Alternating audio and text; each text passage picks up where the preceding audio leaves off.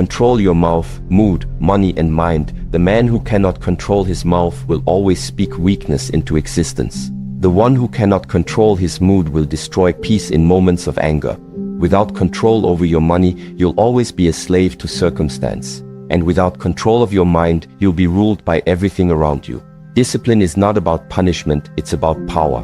Control these four: your words, your emotions, your money, your mind, and life will no longer pull you in every direction. Stay until the end, because the final piece is the one most men ignore, and that's why they never rise. Your mouth can build or break everything: your future, your relationships, your reputation. All of it can rise or fall with a single sentence. One careless phrase, one emotional reaction, one ego-driven outburst, and the trust you've been building for years can vanish in a moment. This is what most people don't understand. Your voice is not just a communication tool. It's a weapon. It's a mirror.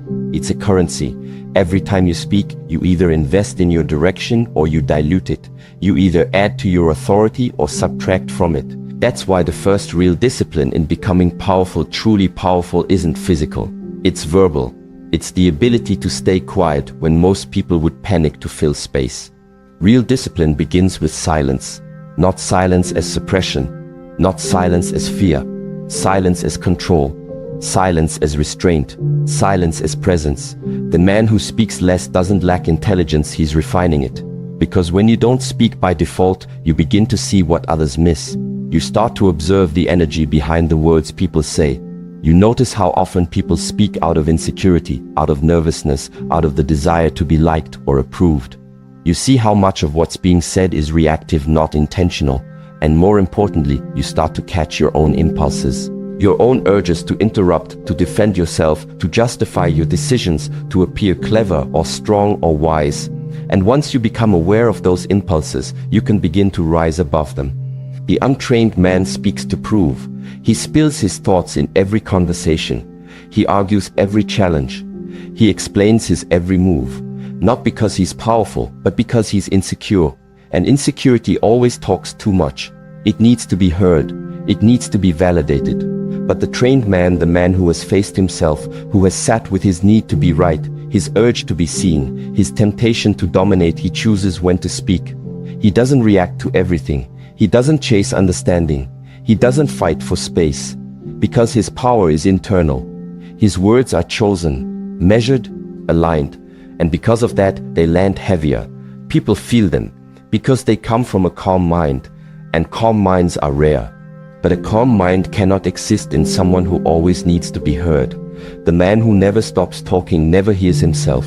He doesn't hear his thoughts. He doesn't feel his own nervous system. He doesn't realize when he's leaking energy.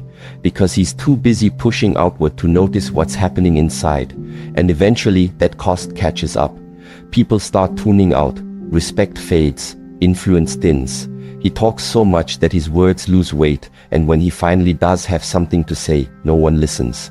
Because power is never found in volume. It's found in precision. So here's the rule. Every time you speak, ask yourself, does this build something? Am I building trust, building direction, building a standard, building clarity? Or am I just reacting? Am I defending my ego? Am I trying to get approval? Am I wasting words on people who don't value them? Next question, does this protect my energy? Is what I'm about to say going to pull me out of center? Is it going to create unnecessary drama, tension, or distraction? Or will it move the conversation, the moment, the mission forward? If the answer to either question is no, don't say it. This is not about becoming silent forever. It's about becoming surgical. Powerful men don't need to talk much. They speak when necessary, when purposeful, when impactful. Their words come from rooted energy, not scattered emotion. And because of that, their words carry force. They cut through noise. They settle tension. They don't entertain confusion, they resolve it. That's what your voice is meant for. Not just to be heard, but to lead, to align, to instruct, to bless, to defend, to end what needs to be ended, and to begin what needs to be born. But it all starts with discipline. And verbal discipline is the highest, most underrated form of strength. Most people can't hold it. They panic in silence. They feel invisible if they're not speaking. But when you master your mouth, you master your future. You speak less, and everything you say starts to build something. You waste less breath, and your energy gets sharper. Your thoughts get cleaner. Your impact expands. Because people start to realize when this man speaks, he means it. And that kind of presence, that kind of restraint, it builds a reputation that no amount of talking could ever create. So control your mouth, or your mouth will control your future. Your mood is not your master, but most people live as if it is. They wake up and let their feelings set the direction for the entire day. If they feel tired, they move slow. If they feel sad, they isolate. If they feel irritated, they lash out. Their emotions aren't observed, they're obeyed. And in that blind obedience, they lose something critical, authority over their own life. Because when your feelings dictate your actions, your discipline dies. And when discipline dies, so does direction. You are not your feelings. You have feelings. That distinction matters. Because the moment you believe that your emotion is your truth, you lose the ability to separate reaction from response. Anger isn't the problem. Sadness isn't the problem. Doubt, frustration, fear, none of them are the problem. The problem is identity. When you fuse with the emotion, when you make it who you are instead of what you're experiencing, you start moving in ways that serve the emotion, not your future. That's why most people lash out when angry. They shut down when discouraged. They retreat when anxious, not because they're broken, but because they've never trained to do otherwise. Every emotion becomes a cue to react, but mastery begins the moment you stop reacting and start observing. You feel the emotion. You pause. You breathe. You watch it move through your body like a wave, like wind, like a storm that does not belong to you. It simply moves through you. You don't feed it. You don't follow it. You don't attach to it. You let it pass. And you move with discipline, not emotion. This is why the strongest people you meet are often the calmest. Not because they don't feel, but because they've trained, they've felt everything and still moved forward. They've learned to stop worshipping moods like gods and start treating them like signals. Temporary, movable, survivable. They know you don't train for the days you feel good. You train for the days you don't. You train so your habits carry you when your feelings can't. You train so your breath is deeper than your frustration, so your focus is stronger than your sadness, so your vision is clearer than your fear. Because without training, you collapse into whatever mood shows up. And if your moods rule your actions, you live a life ruled by emotion, not by intention. And intention is where real progress lives. That's what separates the grounded from the unstable. It's not that grounded men don't feel. It's that they choose how to feel. They notice their state. They observe the pattern. They name it, but they don't let it drive the car. Emotion sits in the passenger seat. Discipline drives. Every time. This is how your mission survives. This is how your goals remain intact. Not because your moods don't shift, but because your standards don't. When you feel unmotivated, you still train. When you feel discouraged, you still show up. When you feel unseen, you still build. That's how you move from emotion to execution. That's how you turn pain into power, not by denying what you feel, but by refusing to be owned by it. Control your mood, or your mood will control your mission. It will convince you to stop when you need to continue. It will whisper limitations into your mind and disguise them as truth. And unless you've trained, you'll believe them. You'll accept the story your emotion offers and trade your progress for comfort. So feel the wave, but don't ride it blindly. Let it move, but don't let it move you off course. You are not the storm. You are the sky it passes through. Still, wide, unmoved. Control your money, or it will own your life. This isn't just about wealth. It's about direction. It's about power. Because money, whether you like it or not, is tied to your decisions, your emotions, your time, and your future. And most people are not broke because they don't earn enough. They're broke because they lack structure. They lack clarity. They lack the awareness to connect their habits to their consequences. So they live in a loop, working hard just to keep up with the damage they keep doing to themselves. They think more income will solve everything. But income without discipline is just fuel for a faster crash. They spend to feel better. They spend to numb stress, anxiety, boredom. A dopamine hit here, a new gadget there. A swipe, a tap, a package at the door, and the illusion of progress. But it's not progress, it's avoidance. They spend to escape their reality, not to invest in a better one. And worse, they spend without knowing why. They don't track, they don't pause, they don't ask, does this align with the life I say I want? and so their days are filled with short bursts of pleasure that cost them years of freedom. Not just financially, but mentally, emotionally, spiritually, because you cannot build peace if you are always in financial survival mode. Money, like energy, must be directed. Every dollar is a decision. Every purchase is a statement of values. When you spend unconsciously, you live unconsciously. You give your future away, one transaction at a time. Every impulse buy is a moment of undisciplined emotion. Every untracked expense is a crack in your foundation. And yes, it adds up, not just in your bank account, but in your life trajectory. Because a man who cannot master his money cannot master his time, and a man who cannot master his time will never master his mission. If you can't delay pleasure, you'll never earn peace. That's the law. Peace doesn't come from comfort. It comes from control. Control over your habits, control over your emotions, control over your priorities. If you can't resist what feels good now, you will always sacrifice what matters most later. That's why the discipline to say no to something small now is not loss, it's leadership. Leadership over your future. Leadership over your path. Leadership over your freedom. Start with awareness, not obsession.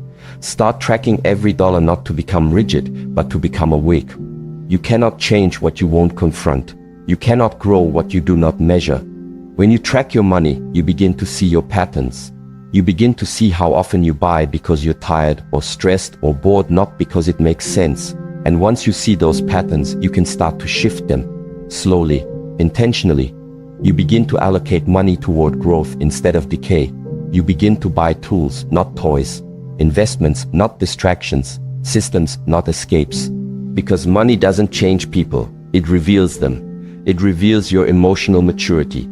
It reveals your values. It reveals whether you're building or reacting, whether you're leading or coping, whether you're living with intention or waiting for a bailout. The man who controls his finances doesn't just accumulate wealth. He builds freedom. He buys his time back. He moves through the world with less anxiety, less dependence, less desperation. And because he doesn't need money from everyone, he doesn't need validation from everyone either. He becomes harder to manipulate, harder to distract, harder to knock off course. Because his decisions aren't made from lack, they're made from clarity. And clarity is the beginning of power. So track your money, master your budget, audit your spending. Not because you're greedy, but because you're done being owned. You want freedom, earn it. By controlling the very thing the world uses to control you. Control your mind or be a slave forever. That's not poetic. That's not abstract. That's reality. This is the final truth, the deepest layer of personal transformation. You can't control your mouth, your emotions, your reactions, your money, your direction if your mind is chaotic. And right now, most people's minds are. They don't govern their thoughts, they get dragged by them. Their heads are loud from the moment they wake up, spinning, overthinking, regretting the past, imagining problems in the future, trying to calculate who likes them, who doesn't. Wondering what to say next, what to buy, what to post, what to avoid. It's non-stop. And because they never stop to observe what's actually happening, they begin to believe that this mental noise is them, that these thoughts are who they are. But they're not. They're habits. They're untrained patterns. And if you don't train those patterns, you become them. Most people live in permanent mental reaction. Their minds jump from regret to fantasy, from fear to ego, from distraction to desire. One scroll, one text, one headline, and they're emotionally hijacked. This weakens their attention. This drains their focus. And without focus, no meaningful work gets done. Without clarity, no decisions are made cleanly. And when your thoughts are untamed, your direction becomes unanchored. That's why most people aren't lazy, they're mentally scattered. They're stuck in mental loops, convincing themselves they're stuck in life. But they're not stuck in life. They're stuck in thought. And until that loop is broken, no amount of external change will fix anything. The untrained mind is dangerous. It ruins relationships because it projects insecurities, assumes the worst, and overthinks every interaction. It sabotages discipline because it looks for escape, for comfort, for anything but the hard thing. It destroys peace because it never sits still. It drags you through imaginary conversations, exaggerated fears, old wounds, and false narratives. And if you never interrupt that, it becomes your identity. It becomes your behavior. It becomes your entire life. So how do you control the mind?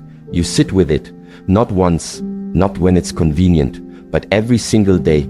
You carve out time, not for entertainment, not for stimulation, but for stillness. You sit, you breathe, you observe, you stop running from your own thoughts and start looking at them, not judging them, not reacting to them, just seeing them as patterns, as tendencies, as echoes of past experience. And in that seeing, you begin the shift. You begin to create space between who you are and what you think. That space is your freedom. That's the moment your thoughts lose control over you, because now you can see them for what they are: temporary, movable, shapeable. You begin to give your mind structure. You feed it with focus, with repetition, with clarity. You stop giving it garbage, the useless drama, the cheap dopamine, the constant opinions. You remove the junk food of thought and replace it with practice. That's what this is: not a motivational idea, but a training system. Every single time you choose silence over noise, attention over reaction, intention over impulse, you are training your mind. And over time, what used to control you becomes quiet, not numb but precise, focused, clean. And once you control your mind, you control everything else. You speak with intention. You respond instead of react. You move with clarity. Your finances improve, not because you earned more, but because you made smarter choices. Your relationships improve, not because you found the perfect person, but because you're no longer projecting your chaos onto them. You stop chasing peace because you've become it. Everything in your external world begins to shift, not because the world changed, but because your filter changed. Your decisions changed. Your energy changed. Control your mind, or it will control you. It will own your time, your attention, your reactions, your relationships, and your entire path. But when you take that power back, when you sit down and meet yourself every day with full awareness and discipline, that's when the real transformation begins. And from there, you become unstoppable. Control your words, control your emotions, control your money, and above all, control your mind. This is the real foundation of freedom, not external success, not temporary motivation, not attention or approval. Structure, internal structure, the kind that no one sees but everyone feels when you walk into a room, the kind that governs your decisions when no one's watching, the kind that makes you reliable not just to others, but to yourself. If you build that structure brick by brick, hour by hour, day by day, you'll feel something most men never taste: peace without weakness, power without chaos, stillness without detachment. But if you ignore it, if you keep avoiding that work, life will feel random, heavy, confusing, unfair. You'll keep wondering why you're stuck, why your progress disappears, why your mind always feels like a battlefield. But it's not life that's against you, it's the lack of structure within you. You can't hold a strong outer life with a weak inner frame. Without control of your speech, you'll ruin relationships. Without control of your emotions, you'll collapse in pressure. Without control of your money, you'll trade your freedom for pleasure. And without control of your mind, you'll never be able to hear your own direction through the noise of the world. Start now, not next month, not when it feels easier. Now, build the ritual. 1 hour a day, every day. This is where real change begins, not in massive, loud effort, but in sacred repetition. In a small block of time you give to yourself. Time with no distractions, just silence, focus, reflection.